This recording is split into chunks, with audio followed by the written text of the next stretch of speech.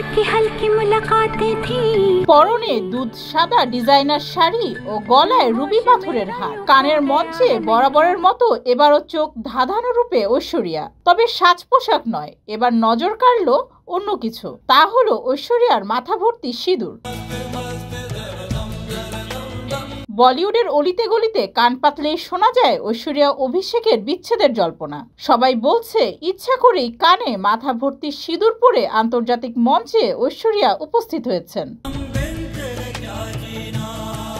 কানের মঞ্চে গাড়ি থেকে নেমে হাসি মুখে হাত নাড়িয়ে দর্শকদের ডাকে সাড়া দেন বচ্চন পরিবারের গৃহবধূ। কানের মঞ্চে একাধিকবারই দেখা গেছে ঐশ্বরিয়াকে, তবে সিঁথিতে সিঁদুর পরে দেখা যায়নি এর আগে। বিচ্ছেদ জল্পনার মাঝে সিঁদুর পরা ঐশ্বরিয়াকে দেখে কিছুটা চমকেই যান ভক্তরা। শাস্ত্র মতে স্বামীর মঙ্গল কামনায় সিঁদুর পরেন হিন্দু ভারতীয় নারীরা। ঐশ্বরিয়া সিঁদুর পরে কানের মঞ্চে অংশ নিয়ে বুঝিয়ে দিলেন অভিষেকের সঙ্গে দাম্পত্য সম্পর্ক তার স্বাভাবিক রয়েছে।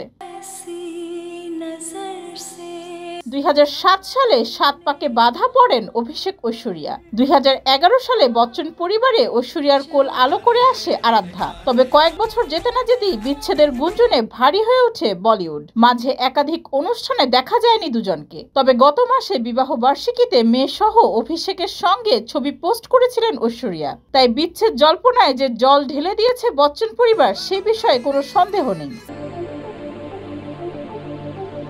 ডেস্ক রিপোর্ট, যুগের চিন্তা।